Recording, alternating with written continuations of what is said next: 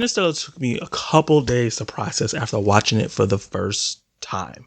Not because it's confusing or hard to understand or grasp or anything like that. I think the science and everything was explained well enough that I understood what was going on, but it was the fact that a sci-fi this epic, this ambitious, and this so heartfelt was made with such a big budget. There's a lot of sci-fi movies that come out every year that attempts to do what this movie does, but doesn't have the budget to really showcase what they showed in this film. This is part of my Throwback Thursday series where my subscribers get to vote on movies for me to watch for the first time ever. So hit that subscribe button so you can join the fun. Let's get into the premise. In Earth's future, a global crop blight and a second dust bowl will slowly render the planet uninhabitable. Professor Brand, a brilliant NASA physicist, is working on plans to save humanity by transporting Earth's population to a new home via a wormhole.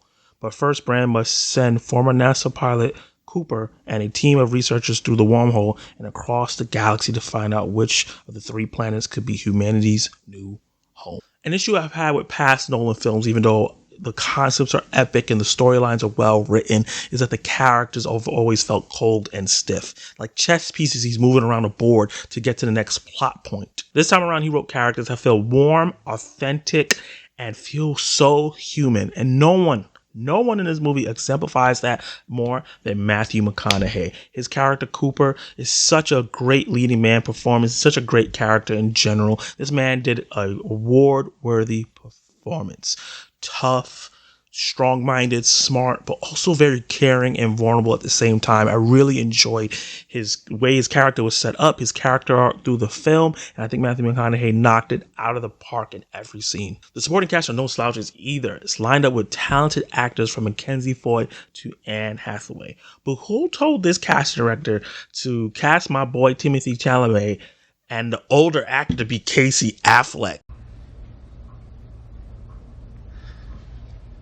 Look how they massacred my boy.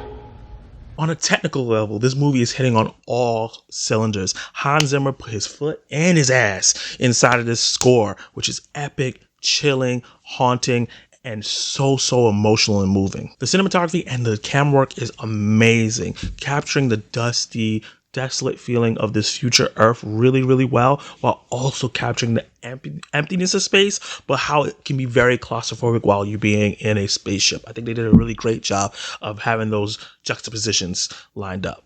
Visually is where this movie stands out. Wow, I was in such awe and so many of the scenes. Everything done in space, when they got to the rings of Saturn, when they went through the wormhole for the first time, an explanation of that was amazing. When they went to that first water planet, I was in absolute awe. I was blown away by the way the scenery looked and how they executed that thrilling scene. But nothing, and I mean nothing, tops Cooper falling into the black hole and going through the black hole.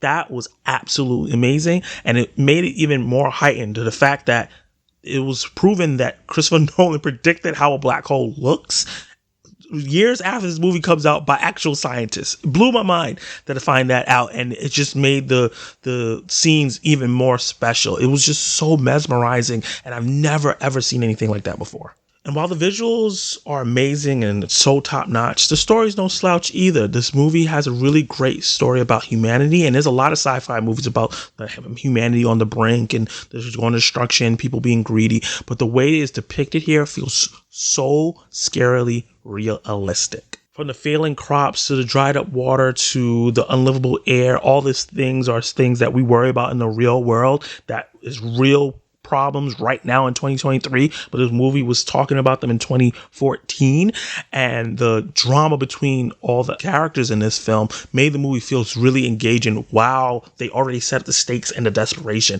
of the situation. So you had both of those things lined up, and I really enjoyed how it played out, especially Matt Damon's brief role as his asshole character.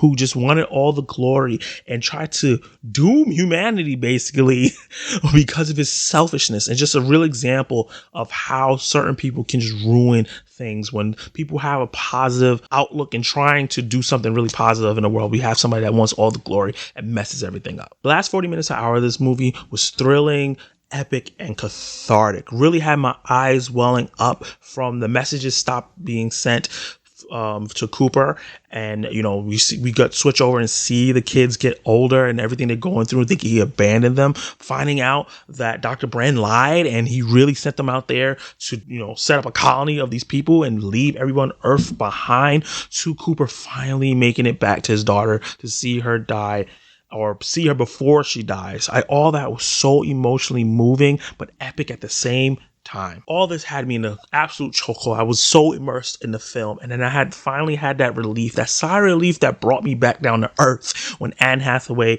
at the end landed on a planet that was actually habitable. Wow. All that, just all that stuff that they went through that was so harrowing. They lost people on the way, and they lost people they cared about, and just basically sacrificed their whole lives. And they really did it because they had hope and they kept pushing through. It wasn't because of money. It wasn't because of who's the smartest, who's the strongest. Is the fact that they had so much hope and love and caring, and that's what got them to the place that's going to save humanity. I think that message is very, very beautiful. And after the movie ended and that last scene came and the credits roll, I just sat there in disbelief because I couldn't believe how good this movie was. I've read reviews and saw things about how, the science may not be right, or how, there's parts that are self-indulgent and there's parts that might be boring. I didn't feel that at all. I was just in absolute awe from the emotional aspects of this, the science behind it, and all the drama. It worked on all three levels for me. There's so much to praise in this film. If I sat here, probably would take me an hour to get through it all, from Jessica Chastain's performance as adult Murphy to the science of everything and how it all worked and made sense and was amazing. But I don't want to sit here and bore you for forever, me gogging over how this movie is. I think it's an absolute masterpiece. This is one of the best sci-fi films I've ever seen in my life. And if you know any better, please drop those comments down below and let me know. But I love this movie. I thought it was absolutely amazing and the best Nolan film I've seen so far. So with that said, this is one of the movies, it's easy for me to give this grade an A. Did you like it? Did you hate it? What would you rate Interstellar? Let me know in the comments below how you feel about this film. If you thought it was boring, if you think it's the best thing since sliced bread, I want to know. I want to debate. I want to talk about everything that happened in this film with you guys. And like I said before, this is part of my Throwback Thursday series. So subscribe to the channel so you can also vote on the next first time watch that I ever see. There's a variety of different movies that I do all the time. Sometimes I do series. I've just finished Indiana Jones, and it's just really, really fun. So definitely subscribe to the channel, like this video to get this video popping, and hit that notification bell so you can be notified my reviews, my other Throwback Thursday reviews, my reactions, my live discussion, and much, much more. You can catch more of my content right now.